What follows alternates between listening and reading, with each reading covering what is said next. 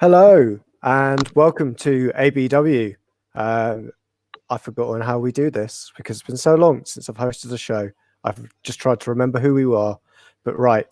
Tonight I am joined by three wonderful guests. We also have a Danny in the background. And I'll start firstly with Karl himself. Karl, how are you? I am a very, very tired man. Very, very tired. Apart from that, I'm all good. How are you, Josh? I'm not too bad. A little flustered, as anybody could tell, trying to do one of these again because I am very rusty, like a Nicholas Pepe off the bench. Just pretty pointless at the moment. But I should introduce my other guests as well because I remember how to do that because I've tried with one, so I can continue with the rest.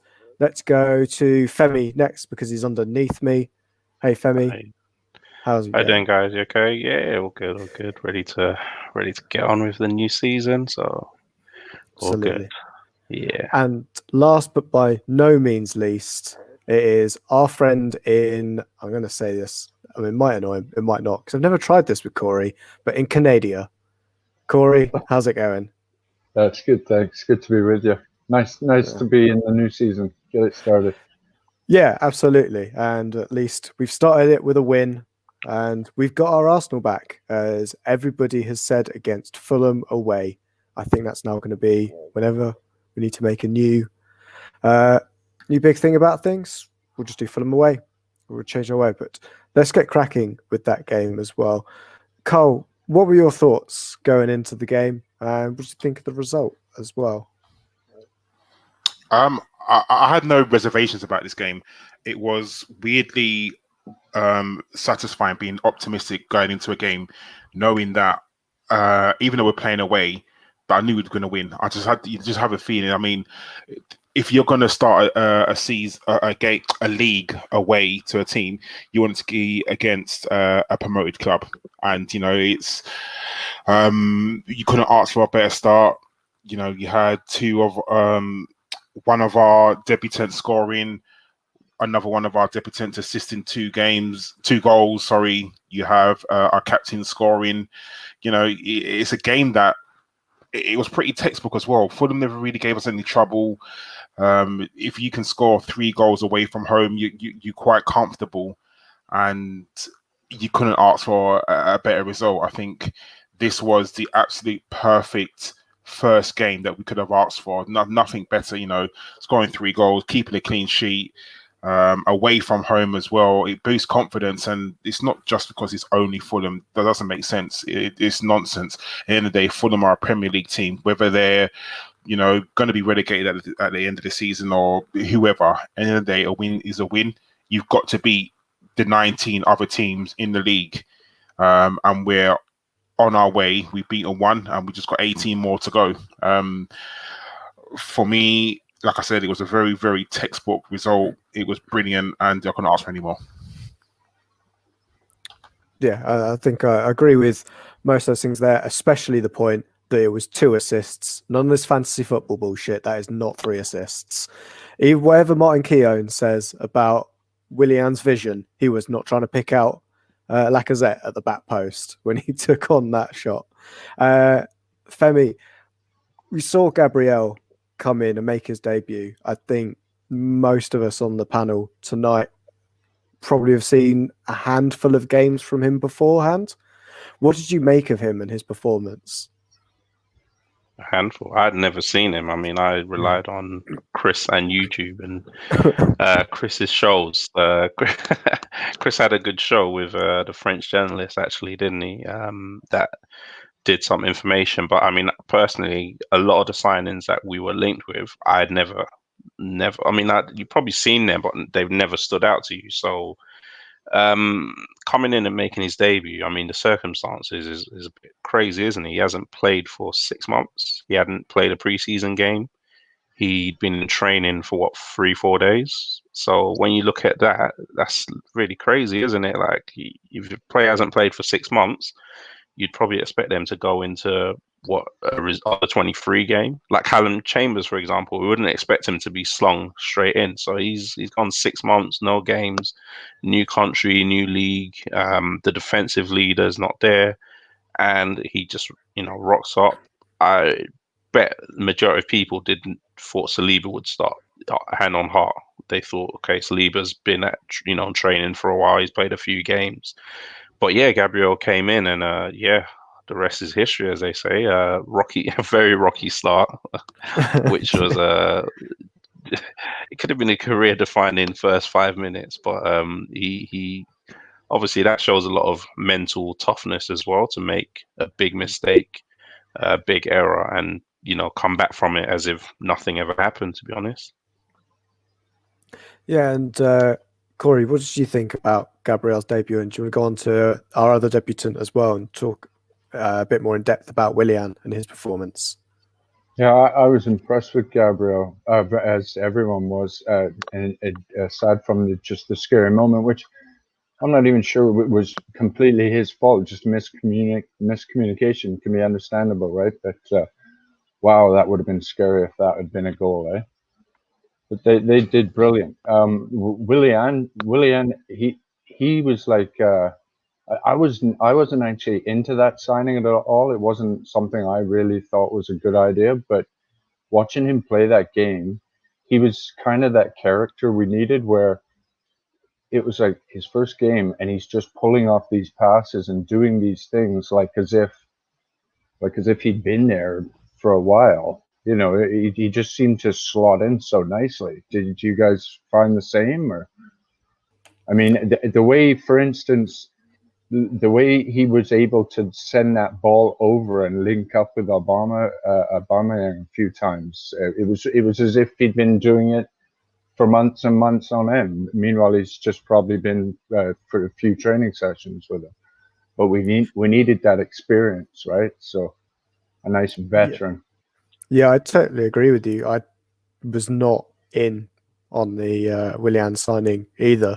I thought he might be a little bit past him. It was really interesting to see how he integrated so well into the team and what he gave us over, say, a Nicolas Pepe as well.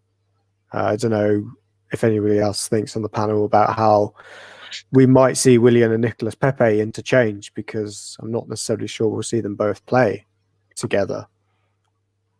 Yeah, I think he gave us like something different, didn't he? Because he could go inside and outside, couldn't he? So Pepe, as soon as he gets the ball, it's not a bad thing, but you kind of know what he's going to do. He's all left foot. He's always going to drive for the inside. Willian, on the other hand, he goes in and out. His positioning was so interchangeable with so many different players.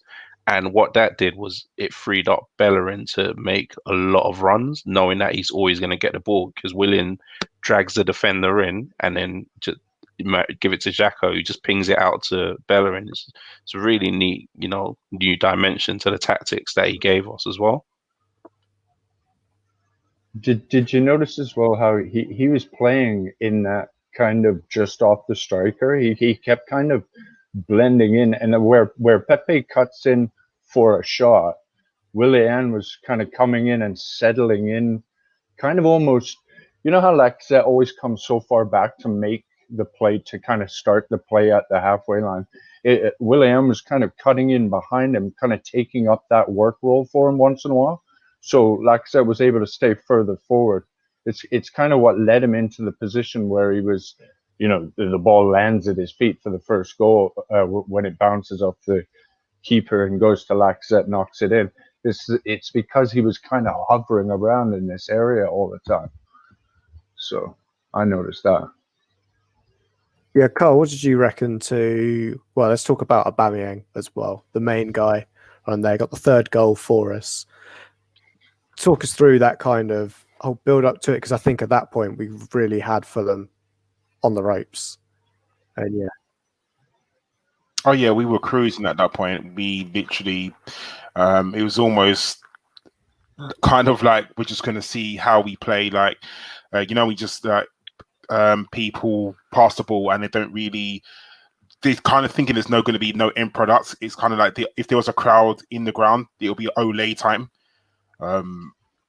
The build up was absolutely brilliant. You know, we've seen it. I think we've gone from Wenger ball to last year we had Emery ball against Fulham, ironically, and now Arteta ball. I think, you know, you can tell what Arteta's trying to do with the squad. He wants them playing out from the back. He wants them keeping the ball.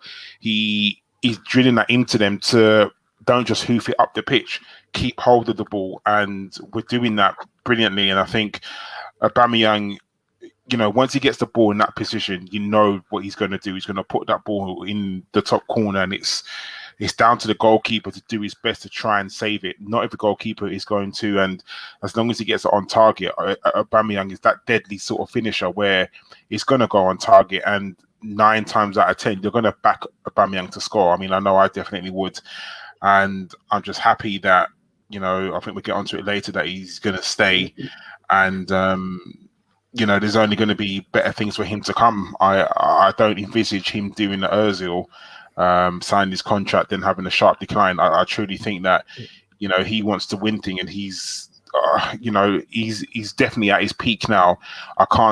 He's 31 years old, so it's not like he's going to get better. We've got to be real with ourselves. But if he carries on playing like he is now, then there's going to be only good things to come for Arsenal.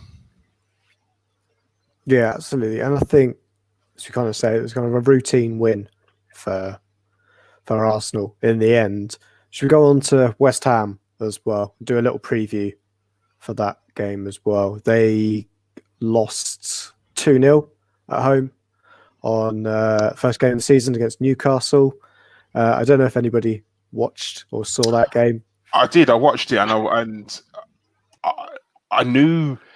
I mean, obviously with Newcastle, Callum Wilson is a very good player. Let's be honest. I think he's a very good player, and he caused Newcastle, West Ham problems. And when you got someone like Andy Carroll in the squad, he's going to cause them problems. So West Ham didn't know how to deal with him, even though they had him for how long. So you'd think they'd have some sort of idea.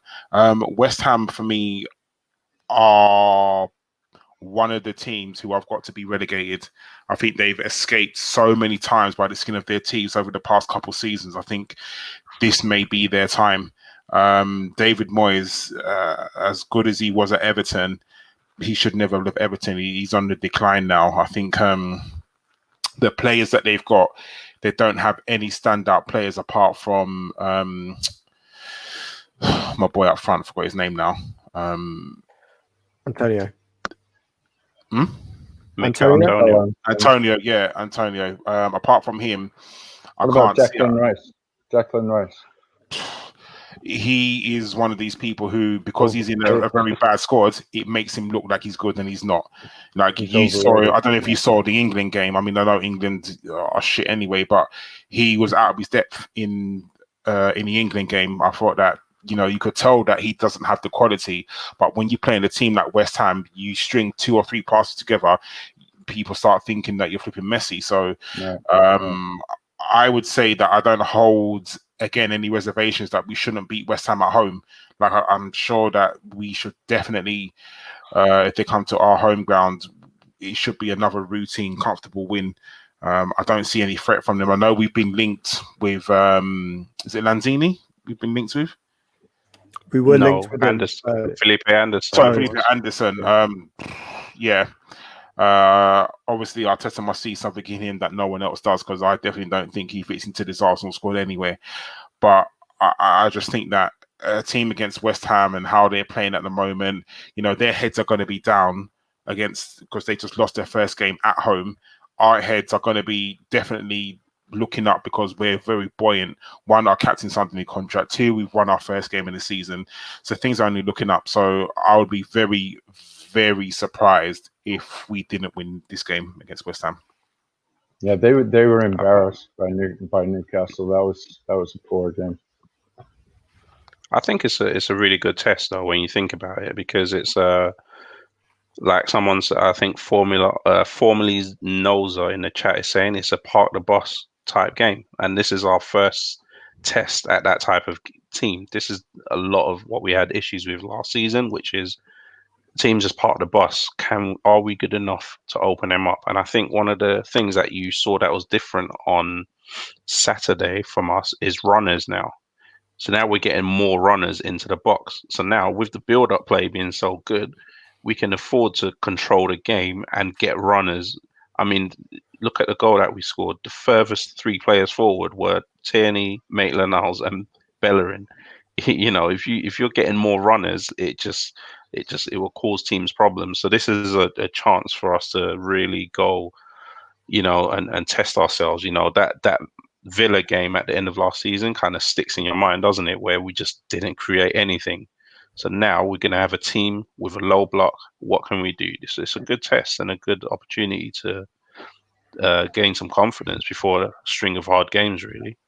I mean, if you're looking at what squad would go with, you're going to look at people who can run, aren't you? So I'd be tempted to have maybe a Nelson on the bench, or you know, someone who, or even a Xhaka who you just tell him keep running, because that kid is 18 years old, he can run for days. Yeah, you're right. They're going to come apart the bus. And that I would be tempted not to play Lacazette, because I don't think Lacazette suits this sort of game. Lacazette comes deep, and if they're going to sit deep, I would be tempted to put Aubameyang up front, Xhaka wide, and you know they're going to be focused on Aubameyang because they're going to know that Aubameyang is the main goal threat, rightly so. But if you've got someone like Xhaka bombing down the wing, and I wouldn't play Pepe again, I'd play Willian. And then maybe, you know, after 60 minutes when the players are tired, bring Pepe on and just tell him to run. So I think that's the sort of game plan that we've got to adopt. So I thought it was interesting that you wouldn't play Pepe. I thought perhaps we might see this. I know I'm going off purely one game, and one game hardly defines an entire season or plan. But perhaps we see Willian play in the kind of away games and Pepe does the home games. Just because of the amount of running you see a few managers kind of switch up how they play home and away. Some are more defensive, and I think Willian is a bit more, or can give more defensive attributes to the team compared to Pepe. But I don't know if anyone else kind of thinks that we might see Pepe play the home games, or do you think Willian is almost undroppable based on his performance? I don't think anybody's undroppable, but I do think that Pepe will play, but maybe because of fitness as well. I think he's definitely going to come into the squad. I just think, in my opinion, I'd play Willian. I mean, Pepe, like you said, for days, he will just run. But like Femi said, you know what you're going to get with Pepe. He's going to get the ball and always look to come in on his left foot. I just feel that the better option is Willian, because, like you said, he can go left foot, right foot, come inside, go outside. With Pepe, he's always going to look to come inside. I mean, not that we're a team that constantly floats, crosses into the box. It's not what we do.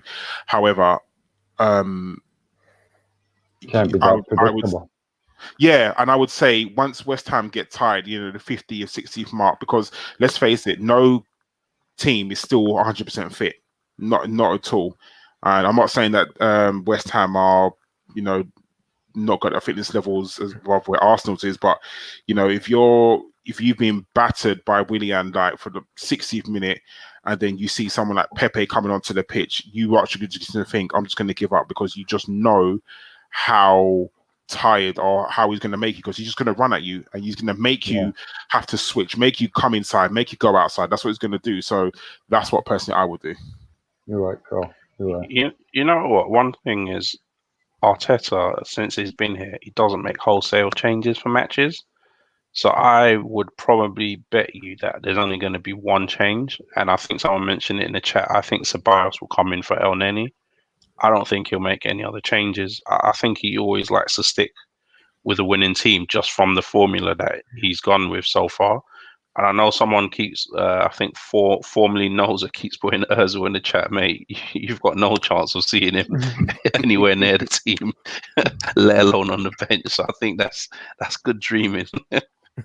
That's a good shout. Ceballos was fantastic when he came on in that game against. Who the hell did we play? Fulham. Fulham. No. Okay. Hey, did anyone else Did anyone else notice Scott Parker ripping his face apart after the third goal? He started like doing something to his cheek, and it ended up all rashing up. He's like some nervous itch. It was quite something. Quite something. I thought someone hit him because he came out Yeah. at half time and he had this red thing on his face. I was thinking that too. Yeah, that's funny. He's going to look like Terminator, halfway through, his face burning off, like through the rest of the season, the way Fulham are playing. And if they continue at that rate, he's not going to survive more than 6 games, to be honest. No, hey, Josh, do you remember? The year we signed Arteta. Do you remember? Were we not at that same time? Were we not linked with Scott Parker? Well, Scott Parker would have been at Spurs, wouldn't he, at the time? I believe it. Well, no. Had he been at Spurs? No, because then that would never have made any sense. I thought he was at West Ham. He went Charlton, and then he went to Chelsea, and then from there he went to Spurs. Then he went to West Ham. It was West Ham. That was the move from West Ham to Fulham. And the thing is, and I was wondering, because it would be funny if he lost out on the move to Arsenal to Arteta, and then Arteta becomes the manager, he becomes the manager, and he loses against. It would just be kind of fun. No, it'd be, yeah. I don't know. I can't remember back to who we were and weren't linked with. But to be honest, we've been linked with so many people. Of course, we probably were linked with Scott Parker at some point. As well for that. They must both be the 2 youngest managers in the league, no? Yes. Yeah. I can almost say with. It depends on how old Fat Frank is. I think it's between him and Scott Parker. Frank.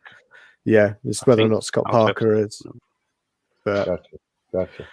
But yeah, between those guys, I think, to be honest, we could have done with a player like Scott Parker at the time as well. But we got Arteta in, and the rest was history, as they say. But let's go through. I think interesting you said about Ceballos coming straight in. How did we feel about Nenny's performance, to be honest? Because I thought he has looked a completely different player to the one that got almost Denilsonified by Arsene Wenger.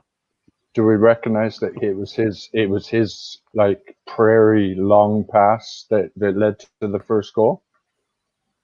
No, talk us through it. Yeah. Well, do you remember he just lobbed like a little bit of a Hail Mary, and it would look like it was going to roll out. And a lot of people, I believe, on the field in the Fulham defense kind of relaxed because they didn't think Aubameyang was going to make the effort to get to the ball, which he did. He then turns, he passes it into the channel where Xhaka tries to one-time it. He scuffs it.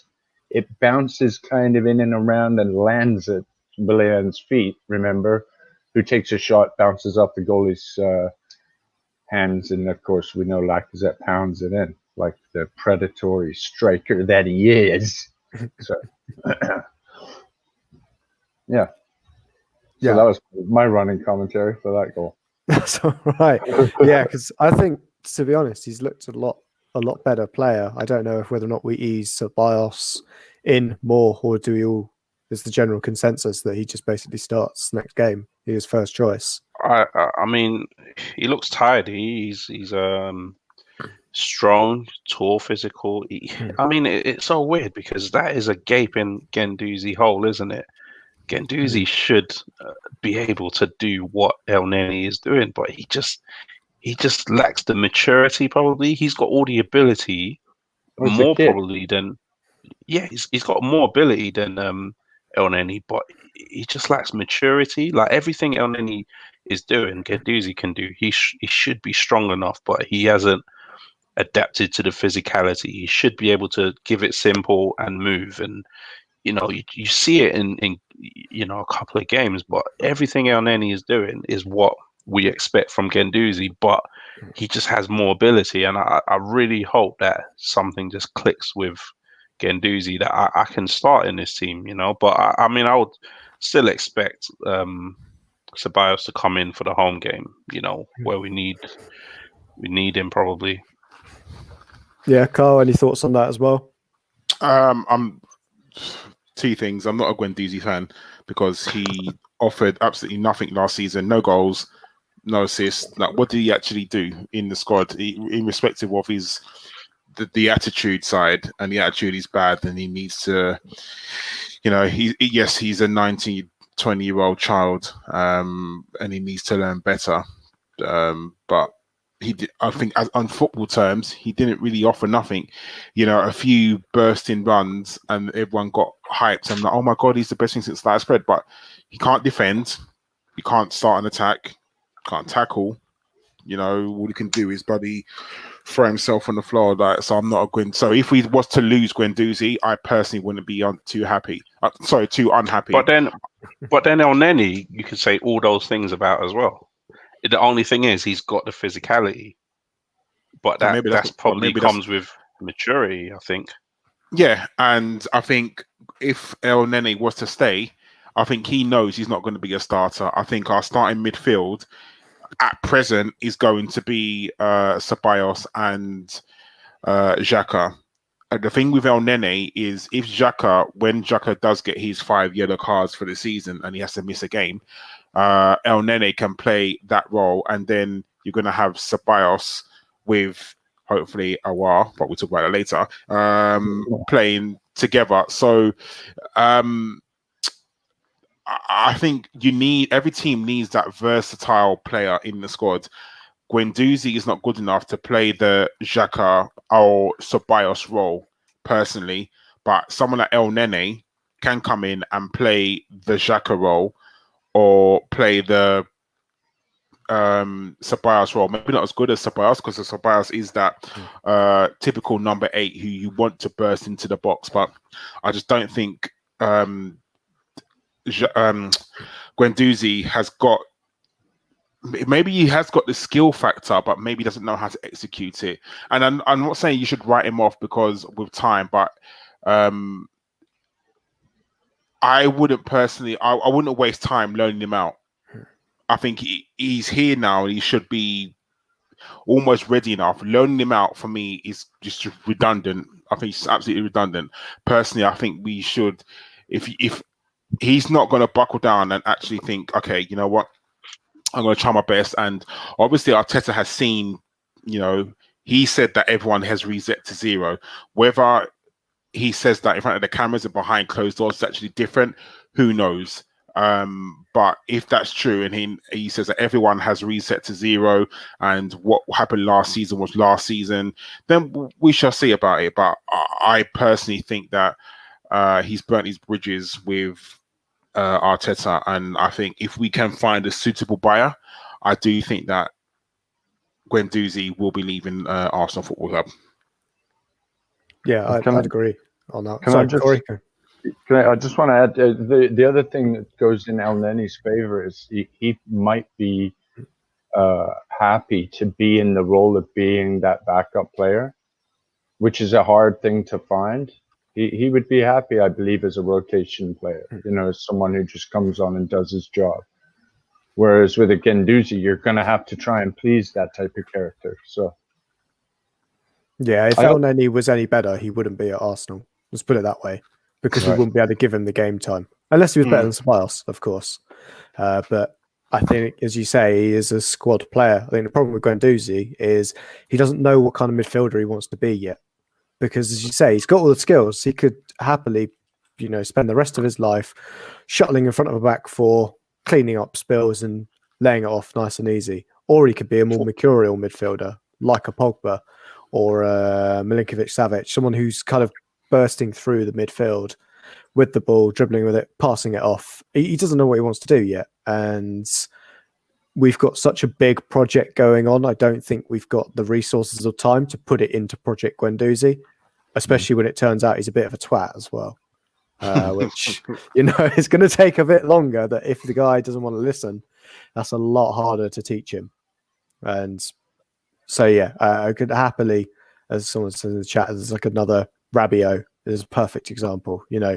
Could be the best player he wants if he just wants to. He just needs to nail down a role and just be satisfied about it. But you get people in life that aren't necessarily satisfied or want to settle down, and he'll get the career he wants, but it won't necessarily be the best career he could have. for us. But let's move on from kind of West Ham preview. I think we all agree. Should we quickly do a run of scores and of predictions?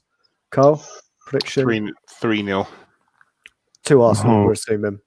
Oh, definitely. It has, yeah. If we lose 3-0, then we definitely have got our Arsenal back, haven't we? Yeah, absolutely. Cory? Yeah, I'm going to go 2-0. Cool. And 2-0 for the Femi? Arsenal. I was going to go 2-0. I'll go 3-1. 3-1. Oh, seeing us We ain't concede conceding. West Ham. No. Oh, that's it. You've done it now, Karl. No, Antonio or Haller's not scoring. Now just slated Declan Rice. Watch Declan Rice score a screamer, innit? He scored, he scored us, against us, didn't he? Yeah, that 1-0 game. Yeah. Who was it? That was one of Arsene Wenger's last games. That was horrible. Oh, that was the last. That was the last career he made, wasn't it? Before he left, it was Declan Rice's. But to be honest, I'm closer with Phil McAvoy. He's gone with the 6-0, and I think we might put a few past West Ham. I think we could go. Hey, who's their goalie? Is that Fabianski, isn't it? It will be Fabianski.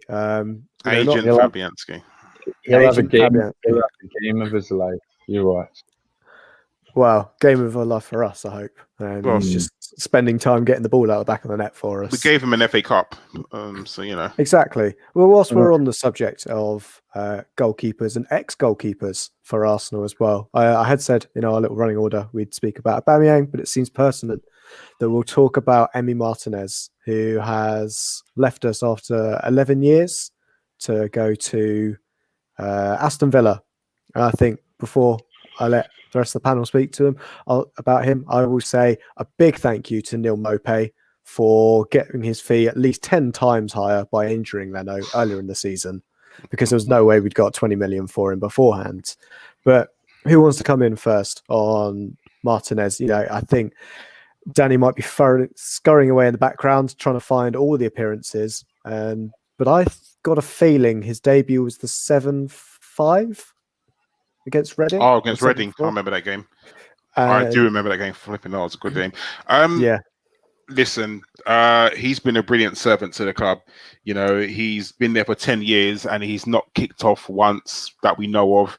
For someone to be at a club for 10 years and not be a starter at all and play, if you're at a club for 10 years or 11 years and play less than 100 games, then, you know, you're either very, very good, you're either very, very shit at what you do, or you're happy in the role. He came in at a time when we really needed him. Leno was the player of the season last year because he saved us loads. And when we lost him against Brighton, I'll be very honest with you guys, I had low hopes. It was almost like losing Aubameyang. That's how I felt. I felt Leno was so important. It was like losing Aubameyang, and he definitely shocked me. And I thought, I didn't know some of the saves that he made. I was literally thinking, oh wow, he's actually really, really good. And you know, he consistently performed in the games that he played. I can't think of a bad game he's had. You know, you can. Some goalkeepers can have bad games. You can say, like, we can think of Peter Cech, and you can think of so many bad games that Peter Cech had for us. In the time that Martinez played for us, or Martinez, however you want to pronounce it, he never had a bad game. And I think that it is absolutely testament, you know, as someone grabbing their chance. He came in, he took his chance, he played well. And you know what? Rightly so. He wants to be a number one goalkeeper. He's shown his talent. So why not? The World Cup is coming up next year. No, not next year, in 2 years. He wants to be Argentina's in 2 years, because it's going to be 2022, isn't it? I forgot where he was. He wants to be Argentina's number one goalkeeper. He's got a very good chance at that. You know, he's going to be tested week in, week out against Aston Villa, because Aston Villa are going to be a sort of team who, you know, teams are going to get at them, and he's going to showcase their talent. I have no hard feelings against him leaving. The guy, you know, he's done it the right way. He's not kicked off. He's not thrown a wobbly and said he's injured and he's not playing. He's not gone to the newspapers. He's just, he's quietly gone to Arteta and said, look, I want to play games. Am I going to be the number one next season? Arteta probably said no. Leno is going to be a number one. Cool. Can I leave? He's got us 20 million for his services, and I genuinely wish him well in every single game he plays, apart from 2. Barring that, thank you very much, and we'll see you when we play you. I was going to say, is this the best sale Arsenal have ever made as well in terms of Martinez? £20 million for your reserve goalkeeper. I can't think of anybody else that has managed to sell their second choice goalkeeper for that kind of figure. Nah, I mean, Anelka was a good sell when we bought it for 500,000 and sold him for 21 to Real Madrid. But barring that, 20 million for your reserve goalkeeper who only played. How many games did he play for us when Indiana got injured? 11? Well, yeah, it's 38 in total. And he played like 11 or 12 games for us. So, yeah, like I said, I wish him well. He's a very good goalkeeper, and I think we was talking last night in the WhatsApp group.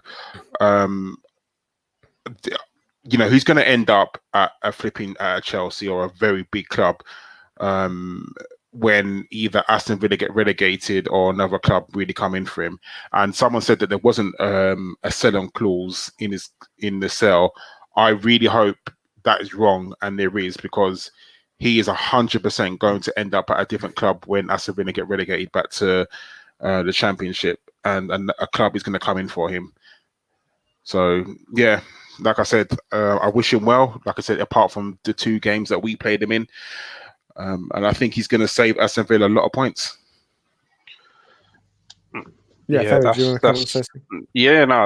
everything. I echo everything. I mean, the thing I'll say is that we kind of, it's weird how football works in roundabouts, isn't it? Because Villa were literally relegated when we played them that day, weren't they? After the FA Cup match against City. So we basically let them beat us. We beat Watford. They stayed up, and then they gave us 20 million for our reserve goalkeeper. Isn't the money funny that they saved for not being relegated, so they just paid us back that money.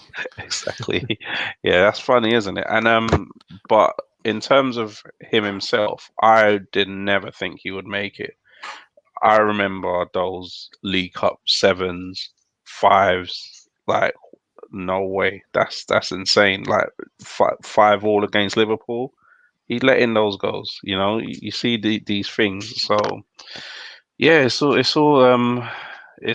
sad, but he did a nice video, didn't he, yesterday? He did a just a weird way to go out. I can't remember a player, just like he said, going out of the front door, just with everyone's blessing, everyone's well wishes. There's no bad vibes. There's no, I hope he doesn't do. Like you're saying, I can't remember a player who's left with that kind of feeling for a long time. Even someone like a Iwobi, people still hold some sort of, I don't know what it is, like some resentment against players like a Iwobi, even players like Walcott, where they just didn't want him to do well when they left. It's like they wanted to prove their heart. When you sit there, you think, I think that player is rubbish. He's been rubbish for Arsenal for so long, that when they leave, you hope that they do badly so that they prove your point right. But with Emi, it's nothing like that. I can't think of a player that's united the fan base and just go off and do well.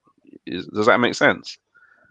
Yeah, I completely get what you mean with that. Like the Iwobis or the Walcotts I think the vast majority of the fan base didn't like that player anyway, so they were almost happy to see them leave. Yeah, they like split the fan base, a lot of these players, didn't they? Where some people are like, oh, they're so good. Some people are like, oh, they're so bad. So that when players like that leave, people that thought they were so bad want them to be bad elsewhere so that it proves their point, kind of thing. But with Emi, he's just like, no, just go off, have a good career and enjoy life, be number one. I hope he stays number one when that Tom Heaton guy gets back, because it's gonna have another tough fight in his hands, isn't he, with Villa there? Yeah, I think it's a more accessible battle for him at number one as well. I mean, it's the other thing that I think we've already kind of alluded to, and with the big things that I had My doubts around Martinez was whether or not he'd be able to cope with fighting against Bert Leno. I think he sees himself as, that's a close fight between him and Leno. I think everybody in the fan base is a bit like, Leno, Martinez, it was very much, I'd take either one of them. I don't think anybody had strong feelings towards one or the other than the fact that Martinez is homegrown.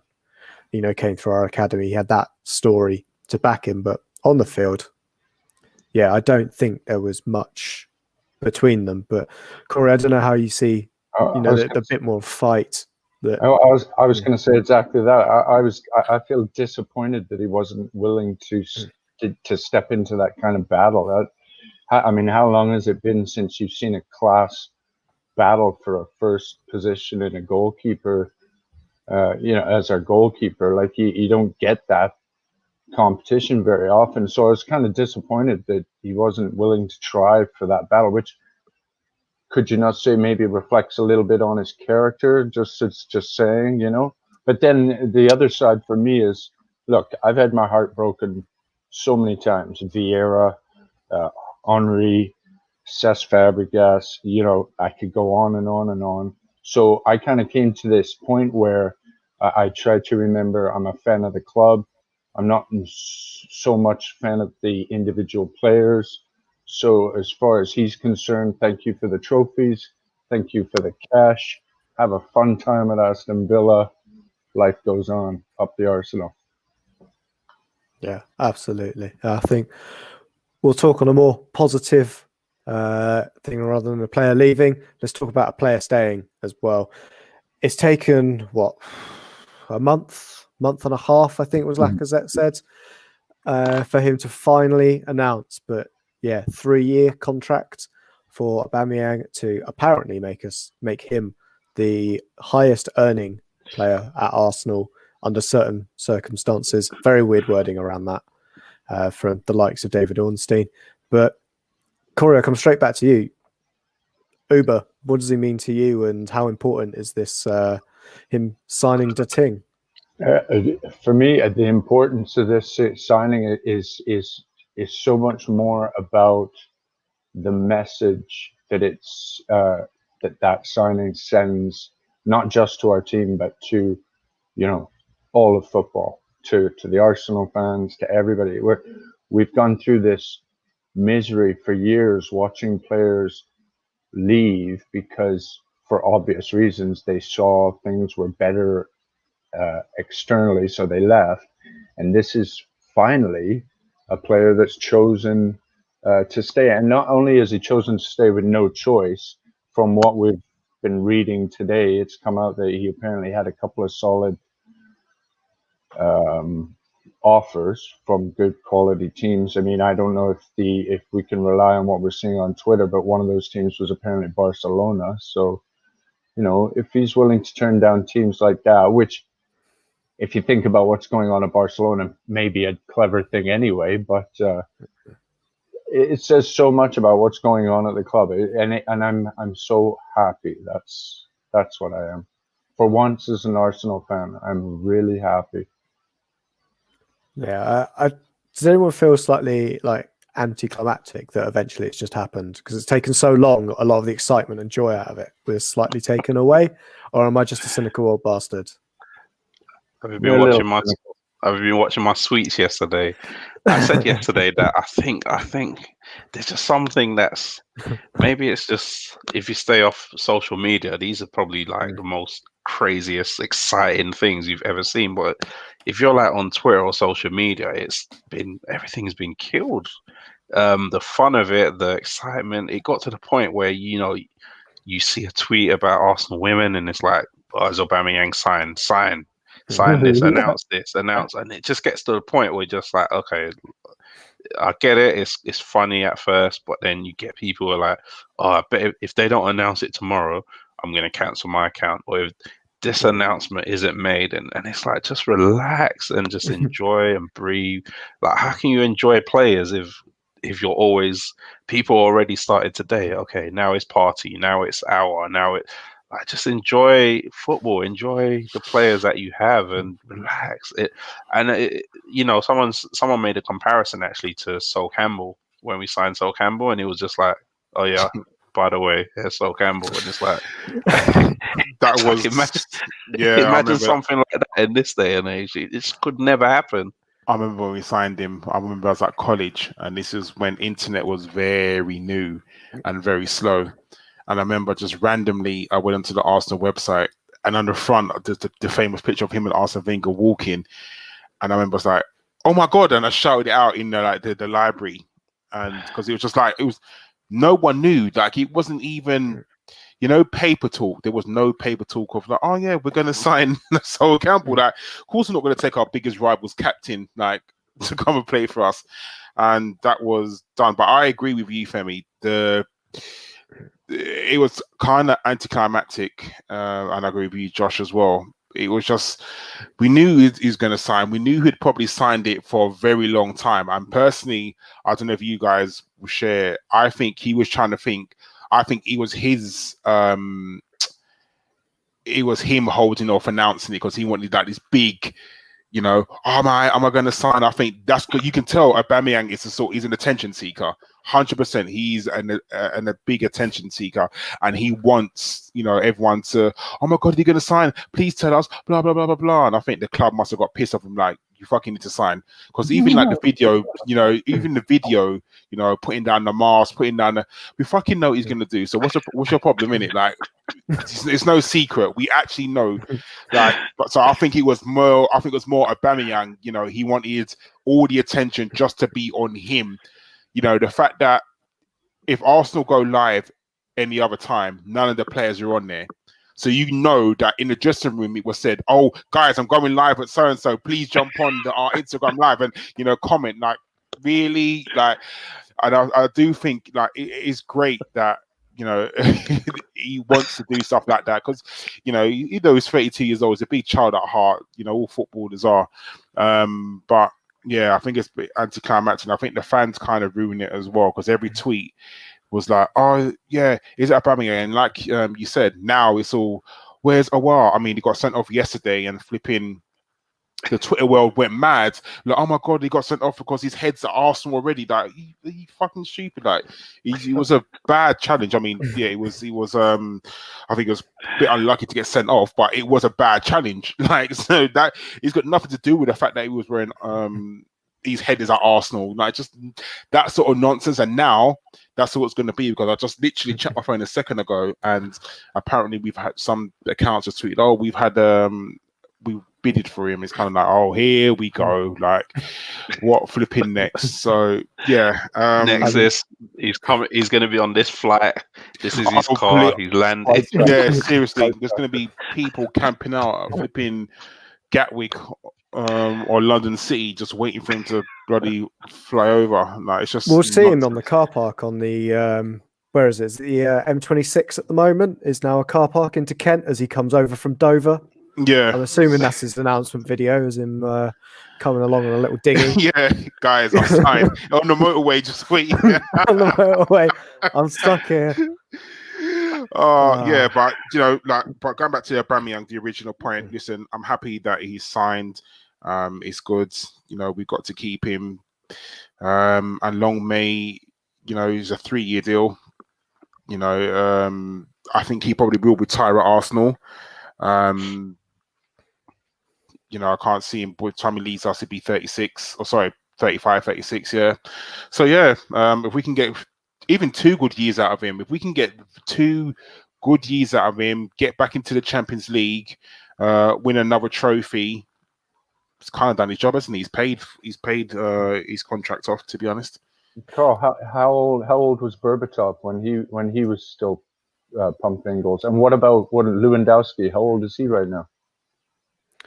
Lewandowski's he's 30 something, but he's not as old as Uber off the top. No, I think it's about 30 or 31. No. Yeah. I think the way Uber plays, he can't get up and down that wing in a few years. I think this might be his last season playing from the left, and I think probably next season you'll see him in the center a lot more, doing less running, because you want him to just put the ball in the back of the net, and you're going to have the likes of Xhaka, Pepe, doing the running for him, giving him the ball and him just executing the ball.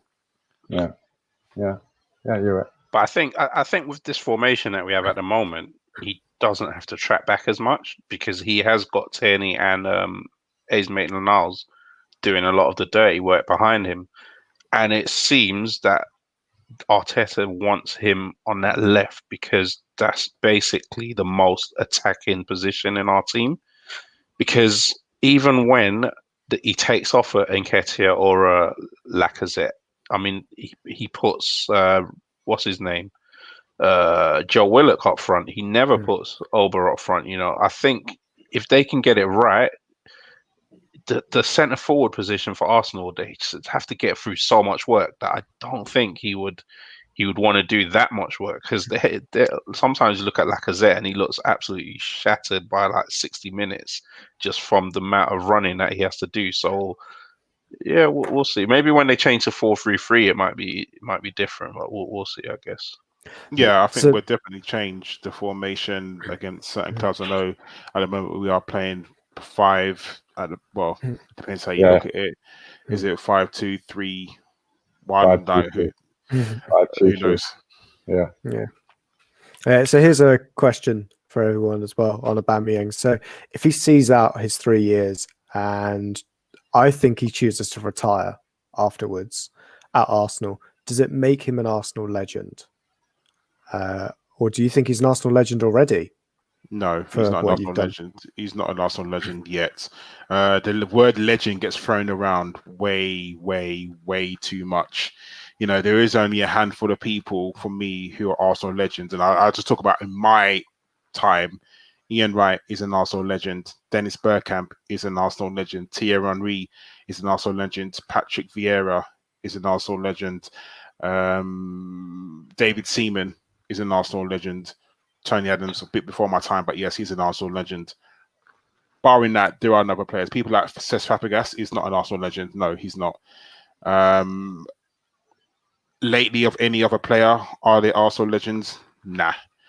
There's, like I said, there's a handful of people who can claim the status of Arsenal legend, and there aren't many. Aubameyang, for what he's done, he's only won.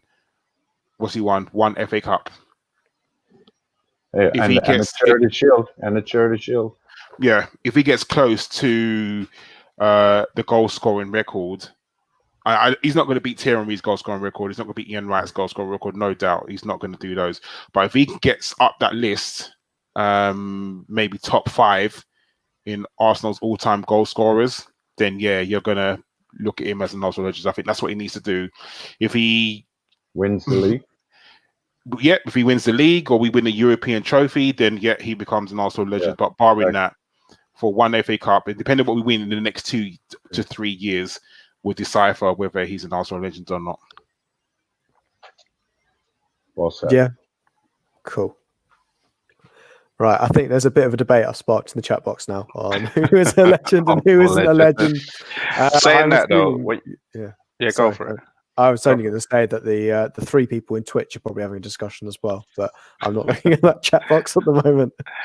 No, just on Arsenal legends. I think if anyone hasn't seen the little interview with Wright and Auba yesterday, make sure you watch that, because that's one of the best, most sincere interviews I've seen from a player and an Arsenal legend. Just chatting, talking, telling the truth, and I think that was the best part of the reveal day. That little interview with Ian Wright, because he gave away so many insights into what's going on at the club, how Arteta's wants to shape the team. He was literally saying he stayed because of Arteta. He was literally saying Arteta has a plan and he showed him the plan, and I just found that so insightful. So if anyone hasn't seen that, definitely. Where was it? On YouTube? It's on it is on the YouTube actually. Ian Wright, it's on the Arsenal YouTube. Right. You can catch it on it. It's really, really insightful.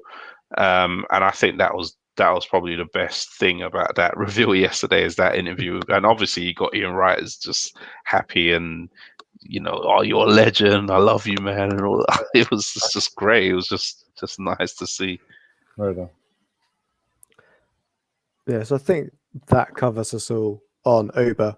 I just want to move over to listeners' questions. Before I hand over to Karl to go through listeners' questions, we need to do a bit of an announcement to all of you freeloading scumbag, where we sent a tweet out and didn't get a single reply with a question before we started the show at 8 o'clock. I know we only sent it out at 4, but come on, that's when most of you Americans wake up.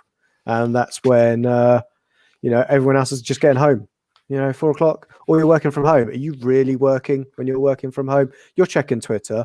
I know what you're all like. You've got, you're busy there typing down, announce our announce party. That's all you're doing in the rest of the time. Just come up with a question for us. But yeah, sorry, Karl. There you go. It's better than an ad for how to trim your balls anyway. What websites do you need to be on to get an advert like that pop up? Just any podcast at the moment. We'll recommend you some kind of ball trimming device. Not trimming your balls, but trimming the hair around your balls. Not, right. This isn't DIY, not DIY circumcision or castration. I don't know what to say. Just answer the questions. You just got to do the questions, Karl. Anyway, I've handed it to you.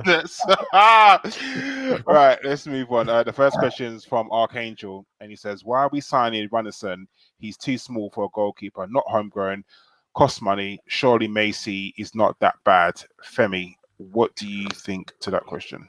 Oh, mate, you went to me with this. I mean, I tried to watch YouTube highlights of this keeper. It's complicated, isn't it? Because I still think personally that we're going to sign David Raya.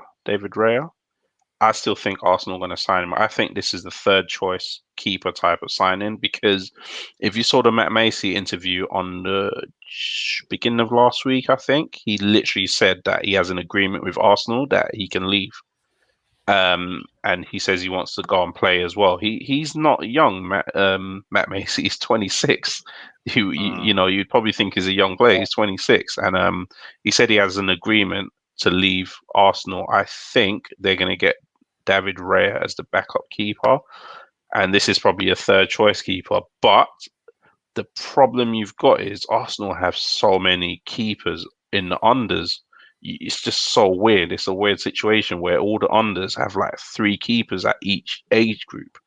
Some of them are like quite experienced. I mean, we had one at 18 who made his international debut last week for the country that Mark Poon played for. I forgot what they're called. Estonia. There you go, Estonia. And you've got the young, Iliev and players like that. So unless they don't believe in these players, then I don't know. You probably the judgment of the goalkeeping coach who has worked with this Icelandic keeper is probably what they're going on. So I don't know about his height. I don't know if he's short, but he seems to be really good with his feet, which is something that a lot of teams do look for. Now, I think shot stopping is a standard for most keepers now, unless you're Kepa, I guess. But they probably look at what you do with your feet, and then if he's got potential, he's a backup. He's not going to play more than 10 games maximum in a season, maximum. But if he's a backup, do you think that Matt Macy now is the number 2, unless we get the guy from Brentford, where, we've had how many bids turned down? Brentford obviously want a certain price, whether we're willing to pay that certain price, because everyone's for sale at a certain price. Everyone is. It's just that we just haven't hit that magic number for Brentford to say, okay, yes, we'll sell him. I don't see the point in paying 10 million for a backup goalkeeper. That's basically just 10 million you're keeping. I mean, we're flush now. We've got Martinez money. What are you talking about? But it just doesn't make sense. I don't know. Like you're better off signing a veteran keeper on a free or so, on a loan, rather than pinging another. What's that? Throw Mustafi in that. We got to give him a job. Well, we Maybe had the chance. Mesut Ozil could retrain as a goalkeeper. Let's leave him out. Anyway, let's move on. Next question from Phil Macker, and this is to you, Cory. Do you think we'll see William Saliba in the League Cup next week? We are playing Leicester. Yeah, that's. I was going to say yes because it's the League Cup, but yeah, I'm going to say yes, even if it is Leicester. Why not? A challenge it will be, but it's a cup game, so what the heck? I think we should see him. I think, as a matter of fact, we might see for that particular game, we might see quite dramatic changes. I know what you were saying, Femi, about him not making many changes like that, but I think we could see him playing a lot of the younger kids in that. So it'd be good for him. You know what? Actually, now that I'm thinking it through as I answer the question, if he went in that direction, it might be a really bad idea to put Saliba in. You don't want him to get trashed, do you? Yeah, I mean, I was gonna say that. I was gonna say, you don't want to. If it was Leicester away, it's Leicester away. And I just look at what they did at Man City. They never really rested players in the League Cup. They always went to win it.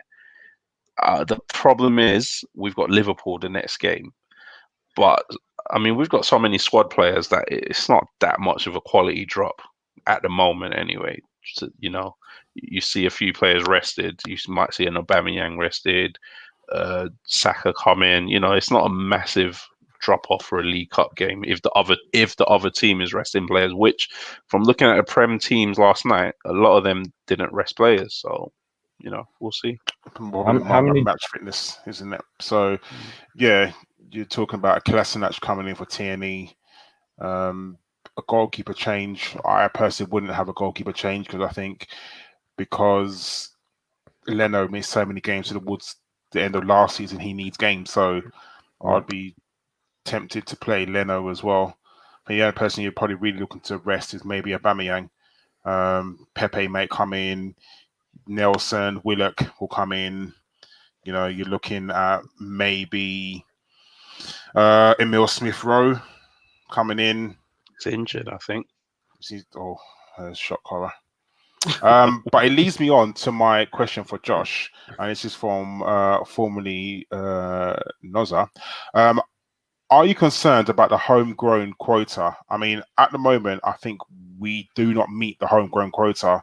So we are definitely going to have to either promote from our under 23s to register players. Are we going to have to get rid of, I think, at least 2 or 3 quote unquote senior players? So how concerned are you about the homegrown quota at the moment, Josh? Not wholly concerned about the homegrown quota. We can go with a slightly smaller squad if we don't meet the 8. It just means you have fewer players in your squad of 25. We can deal with it with under 21s. I think when I went through this on the pod last week, I think I had Willock and Nketiah and Bowler as counting as homegrown. They don't. That was a mistake on my part. They count as under 21 because they didn't turn 21. Also, they turned 21 after the 1st of January this year. I thought it was at the beginning of the season. But George Bird has updated and clarified on that one to say, they don't count as homegrown. So there's still plenty of players under the age of 21 that will come through, and eventually our homegrown quota will naturally fill back up. So next season, I expect it to be quite plentiful.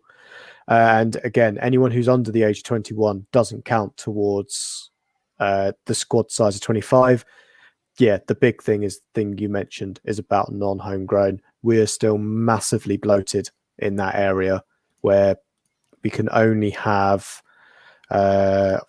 quick maths, 17 non-homegrown players, and we've got 19 in there at the moment. So what happens if you don't have the right numbers? Is it like you just can't register those players? No, you have to. No, you have to. You can't. Yeah. So it could be, say, I'll pick any name because I don't want to pick the big O. Say Lacazette. We don't name him in the squad. Oh, I see. We can't play in the Premier League for us. It won't be Lacazette, but again, it could happen to any of those players Same as So- in Europe. We have to do the same in Yeah. Europe. You have to have a certain amount of players and homegrown as well. And is it for the whole season, or do you get to do it for a certain You do it period? again in January. January. So January, you can re-bring them in. So like if you had a Martinelli, player who was who's out. injured, who's out injured, you didn't need to register them. Martinelli's fine because he's 19. So yeah, but it is a case of say Ozil broke his leg, or even Rob, Ozil broke his leg and wasn't going to come back until April, the earliest. Don't name him until then. Back in January, add him back into the squad. That kind of thing. Barcelona did it with Dembele, and which caught them out because he then got fit back again over COVID. But this isn't a hipsters pod. This is a. But yeah, I think there's a few players we need to get rid of, and it doesn't have to be the big O. Kolasinac has been linked with a move away. We have had Torreira linked with a move away. Socrates linked with a move away. All of those three going sorts us out, to be honest, and we can still then bring in an hour or a Partey. We then have to find another player, I think, from that to then bring us back into the 17. But it won't be a problem. It's just the fact that we're in this weird flux in the middle of a transfer window where we haven't sold all of our players that we need to sell. We bought in first, which is why our squad looks kind of bloated. Who's the big O? Is that Ox? The Ox? Ozil. No, Ox. Right, quick question, quick one-word answer. Don't do a carpenter on this one. It's from Matt L. Roberts, and it says, do you think we're still in the honeymoon period with Arteta? So, Josh, are we still in the honeymoon period with Arteta? Yes. Cory? Yeah, guilty. Yeah. Femi? Most definitely, yes. Good. For me, yes as well. I think until we lose to Spurs like 4-1 away, then yeah, he can Arteta out. For mayonnaise, Bobcat, and this is to you, Femi. Do you think Auba will score more goals this season than the previous one? I know he's been trending downwards each year. Has he? I don't know that. With his age, maybe Captain Schick will peak his goal scoring a bit. So, do you expect to see the same level of performance from Aubameyang that we saw last year? Yes. Premier League goals, 22, 23. It's hit 22 the last two seasons. At 22, 23, I think he's bang on for that. I think he won't play as many cup games, probably, is what we'll see, to preserve him for the league, which is probably going to be our priority. So yes, I think he's super fit. He doesn't get injured, touch wood. He's a fit guy. He looks after himself. So yeah, no change from him. Consistent goal scorer. Yeah. I don't think we'll definitely see a downward trend. Yes, he's getting older, of course, and with that, the body does tend to slow down. But I think if you look at the last two seasons, he had Emery as his manager, which, let's face it, was never any good. And then you had Freddie for a little bit, and then Arteta's come in and he's flourishing under Arteta. So, long may him continue to do the things that he's doing. So, yeah. I mean, just on that, I'm not going to take long. We don't create a lot of chances, to be honest. So he feeds off scraps with this team. If we were creating more chances, he would score even more goals. He's. Do you think that might change under Arteta, or has it changed under Arteta? Under Emery, I would back you and say 100%. I agree with you, but under Arteta, we have been. I mean, you think after the lockdown happened, when football restarted, we played Liverpool, and I think we played better than Liverpool. I think when we played Man City, listen, Man City are relentless and they're going to batter teams, but you have to be there. I think the goals that we scored weren't scrap chances, weren't like we just managed to win. It was quite good build-up play. So do you really think under Arteta we still lacking creating chances? I think maybe Josh might know this, but just from the stats, our chance creation is pretty one of the worst in the league, even since Arteta's come in. I think I mean, there was a stat about chance creation. Auba was our best chance creator last season with 26, whereas other teams had players who were getting like 90 chances created for them, which, there's just, I think we're going to create more chances, which will mean our forwards will score more goals. We weren't great last season with creating. That's why we brought Willian in, and we've seen how great our midfield, or not great, our midfield was last season, with the amount of creativity that was kind of sapped out of it when Emery moved on. The likes of Mkhitaryan, Iwobi, Ozil again didn't make an appearance hugely last season either. It's that we were crying out for creativity. They might not be making great chances, but at least, we've seen Auba doesn't need to have the ball put on a plate for him to bury a chance. Lacazette doesn't really either. So we just need to kind of have that, I think a second season Pepe is where I've kind of got a lot of my eggs still in that kind of basket, that he'll come good, he'll be better, and we'll see more chances created by the likes of him. And the same with Willian. I think that's why we brought him in. And once Arteta kind of rebuilds our midfield, we can score more. And I think Aubameyang will score more because we will just be more creative. Doesn't the fact that we had 3 different goal scorers kind of say something as well in this last game against Fulham? We had 3 different goal scorers. I mean, that's chance creation, isn't it? Yeah, I think the fact that we scored from a corner, that'll do it. That's something we haven't done in a long while. A long while. And I think something like that is to have a look at. That, albeit Aubameyang might only get, and I say only 30 goals. When was the last time we could say that about an Arsenal striker who, to be fair, they probably wore 14 on the back of the shirt and were not named Theo Walcott. Just having someone like that, he's probably going to get you 30 goals anyway. It's the other players coming in with scoring. We got, two goals from our midfield last season in the league? Yeah. That's the problem. That was really bad. Aubameyang's not our problem with scoring goals. It's the fact the midfield aren't, contributing anything else. Exactly. Yeah, I agree. Then this is, not to dwell on it, but this kicks into the stack of what Guendouzi is. You'd think that if Ozil was playing, would he? You're hoping that he's create goals and also score some. But obviously, whatever's happening with him is happening with him. And if you look at our centre midfielders, you want Ceballos to hopefully score some goals. Xhaka, that's not his game, is it? Xhaka is not.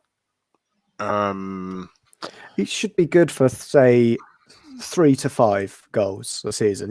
Remember when he first came in and he would just shoot from 40 yards and that would get him a good couple of goals a season. It wasn't on Coutinho levels, but I remember against Hull, Man United, scored another one.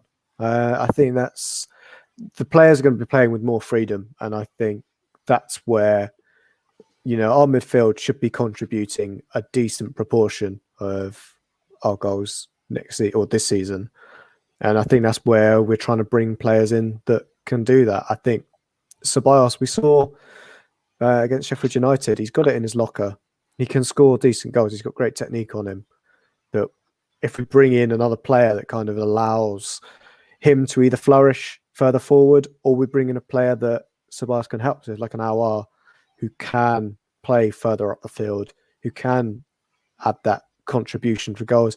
Again, I've said it, Nicolas Pepe as well. I don't think we saw him at full flight either. That's another source of goals. Reece Nelson, again, Joe Willock. These are all players that should be able to contribute significantly more. And I think the system was a big part to play in that as well. Oh yeah, definitely. I agree. And that's one of my final question. This is from Ian Wood, and this is to both of you. Do you really think Reece Nelson and Smith Rowe will get many games this season, or would you prefer them to go on loan if we sell Partey or OR? Cory, so if we did sign Partey and OR, I sound like I've never talked to Chris, don't I? Oh, wow. Do you think that Nelson and Smith Rowe will get games? I can't see it. I mean, really, we struggle for it even without these players, right? So, on the other hand, though, we seem to have a problem sticking players into loan programs that are actually productive for them. I mean, do you not find that a lot of the players that we tend to send out on loan, it's not like they do that much better? Who was the one we sent to Germany that did rather well? Was that Reece Nelson? It was Reece Nelson. Yeah. I wouldn't want to lose either of those players, though. So it's a puzzle what to do, because they're both so gifted and there's such a future for them. And so, for instance, using the Guendouzi thing where we were saying he's got such a bad attitude that we don't really have the time or energy to spend on a Guendouzi project. The Reece Nelson and the other young boy they seem to have such great attitudes. They're Arsenal boys. They're very talented, and they seem to be worth the time. So I don't know what I would suggest loans, but only a loan where they're going to play competitive football, and then give it one last chance. I mean, yeah. I mean, you're hoping that Joe Willock and Reece Nelson and Emil Smith Rowe do get some game time. The issue is how much. I mean, Josh, how much game time do you think, the likes of Willock, Nelson, and Smith Rowe are going to get? I think the thing on Willock and Smith Rowe depends on what we do in the midfield. I don't think either of them can play in a two. Like we've got Ceballos, El Neni, and Xhaka. Neither of those are in the mould to really play in that position. We've seen Willock, play cameo roles for, kind of false nine position for Lacazette, as kind of Femi alluded to earlier.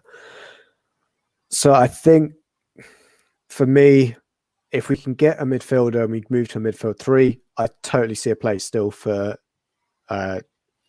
Willock in the squad, and we'll probably get quite a few appearances for us. Smith Rowe is a kind of a question mark. I think on him, if you find the right loan choice in the Premier League, then happily let him go out there. We've got a lot of progressive managers now. It's not like, we can't send him out to the Premier League because it's a Tony Pulis, it's Alan Pardew, Mark Hughes. There's all these kind of shit, awful Allardyce managers that aren't going to play the same kind of football that is going to appreciate having a player like Smith Rowe in there. And when he was in Huddersfield last season, he played really well, and you could tell that he was a level above everybody else on the field. But I mean, I'd have him as a Premier League loan. Reece Nelson, quite congested out on that wing, but you know what? There's so many players that he could learn from on that one, and he's in that horrible kind of thing, as you say. He went out to Hoffenheim and he had 5 good games in a big spate, and then the Arsenal fans continued and decided to say he had a great loan out at Hoffenheim. In realistic terms, he was average. He wasn't superb, and then was dropped for part of the season because he had attitude and discipline problems. So if he's worked those things out, and another loan might be in there, but to be honest, I'm not really sure where we necessarily see him go. I think perhaps a sale for Nelson rather than a loan would be more beneficial for all of us. It's either stay or get sold. I don't think a loan is beneficial to him at all. I think he's similar, like the discussions we've had around Oxlade-Chamberlain, or I think Holding, in his second season, or Chambers, where you're like, just send him out or even Iwobi, send him out on a loan. I think there's no benefit in sending him out on another loan. I think it's sell or keep him around with the squad, because we've got so much talent coming through on that side. Again, we can afford to be ruthless. Same with I've said about Nketiah. If Nketiah doesn't make it, we don't have to cry about it too much because we've got great talent coming through at centre forward through the youth academy. If this was a young left back or a young right back coming through the academy, then yeah, we want to hold on to them more often because we haven't got that strength and depth in the youth academy coming through in those positions. But I think it's all just so difficult at the moment, and we've got bigger issues of trying to get other players out of the door at the moment. Yeah. Femi, just one kind of question from me, then we'll wrap it up. Yeah. The Arsenal squad at the moment is very, very bloated.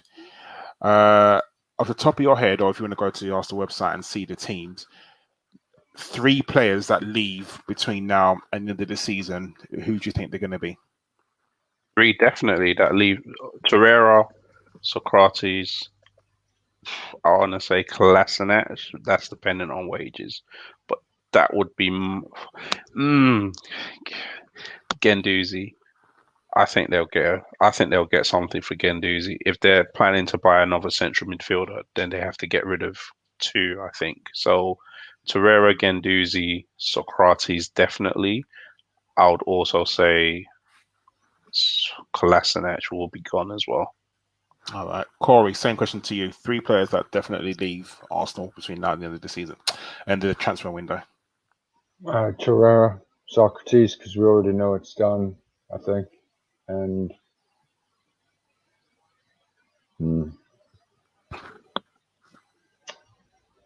yeah, Guendouzi just because it would be good for him, good for us. And that's me hoping. I don't know if that'll happen.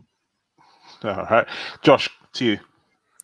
Yeah, I think it's a full house on all the same names. Socrates, Kolasinac, and Guendouzi. Oh, and Torreira. Sorry. So I've gone 4. Oh, fuck, I've carpentered it. After 3, I'm giving you 4. Oh, God, yeah. I think I'd have the same. The same 4. The same. Of the 3, the same 4. I think those players are definitely going to go. I think honourable shout to Callum Chambers, because with rumours coming out that he could be fit in October, could see something possibly happening with him. See, when Josh was talking, I was thinking that someone like Fulham should take Smith Rowe. I think that would be brilliant for him because, a team like Fulham, who, let's be very honest, they're going to get battered day in, day out, aren't they? And not to dent his confidence, but he's going to have to work very, very hard to be in that Fulham squad. And I think that would blood him in. I mean, you think of someone like West Ham, you think, yeah, but West Ham have got, I guess, wingers, but I just don't think. Yeah, Cory, someone like it's a Brighton, a Southampton, a Leeds United. They've all got progressive managers. Yeah, even at Crystal Palace, right? He would love. Yeah. I think the only problem with Brighton is that they are absolutely stacked in Smith Rowe's position, so it won't probably happen. That's the only thing. But I think the teams that Karl was going to reel off, it is that kind of, it's the lower mid-table teams that play progressive football. Definitely agree. All right, Josh, let's do shout outs and then absolutely. So I'll give you all 30 seconds, maybe 40 seconds, however long it takes me to get my shout out to think of who you're going to shout out, because I'm going to go easy. We're going to go Andrew Fife because it's his birthday today. You bastard. Yeah, so I took that from everybody else because that was the easy one. So that's why I wanted to go first. Because I always forget as well. So I was like, oh, who am I going to do? And I was like, it's Fife's birthday today. So we'll go Fife. Happy birthday, Mr. Fife. There was someone else I wanted to shout out as well, but I have forgotten who they were because I was like, oh, well, it's Fife. Oh, it was Mike Hurt. Screw you, Josh. Can't have 2. Oh, well, Fife's a given. That's more like that's more like just admin. So yeah, I was going to say to Mike Hurts because he has got a podcast. It is called, I want to say, "Oh No, Not Another Arsenal Podcast." I think it's more succinct than that. Not another Arsenal podcast. And yeah, I think that's not another Arsenal podcast, as Danny has put in the chat box. So yes, so that's another one coming in. Another millions of Arsenal podcasts on the airwaves. Please go give it a listen, but I've got to say, not to the detriment of ABW. You're here first. Get in here first, and then go and speak to those guys and listen to those guys. It's fine. So who is ready with their shout? I'm going to go with Femi first because Karl's already said that he's got to find another one. I just had to go for the last person that followed me. It is at RevB. That's at REVVB on Twitter. So shout out to him. You followed me. You can interact with me. That'll be good. But I'll give you a shout out for being the last person that followed me. Cory, do you have a shout out? Well, I've just looked on my Twitter thing and I see the name Nick Wilson. So what the heck? I'm going to give a shout out to Nick. Oh, God. Yes. Oh, yeah. Good shout out for Nick as well, because I think Nick is, he's currently enjoying the facilities hosted by LS Mel, shall we say? Yeah. And Karl, for your shout out as well. I'm going for Kelly Mayer, Kelly_MAHER. Good person to interact with, knows a lot about Arsenal. So for the Kelly Mayer. Excellent. Right. That is the end of the show. So thank you very much to my guests or fellow panelists, whatever we're now calling ourselves in this new world. I was trying to find out what time we kick off against West Ham tomorrow on Saturday. I think it's 8 o'clock, isn't it? 8 o'clock your time. Yeah, so we will be doing Noon. We will be doing a live show. I want to say 30 minutes after, but I might try and argue with Danny and say if I'm doing it, we're going to go live straight after the game because I'll then want to go to bed. Oh, don't start him off because you know what he's going to say. Oh, no, he should be happy one of us is available. That's what he's going to say. Oh, I'll have to shut him down today. Fucking miserable bastard. Yeah, love you, Danny. Love you, but yeah. Love you, Danny. We don't love you, Danny. But yeah, has anyone got any final words before we shut this down? We're going to win the league. Nice. Shout out to our sister KSE team, Denver Nuggets, making the NBA finals. There you go. They're going to lose to the Lakers anyway, so let's face it. Stan Kroenke. I think Josh is frozen. He is frozen. Oh, God. Danny, press the button if you can hear us. Press the button, Danny. It's all gone wrong.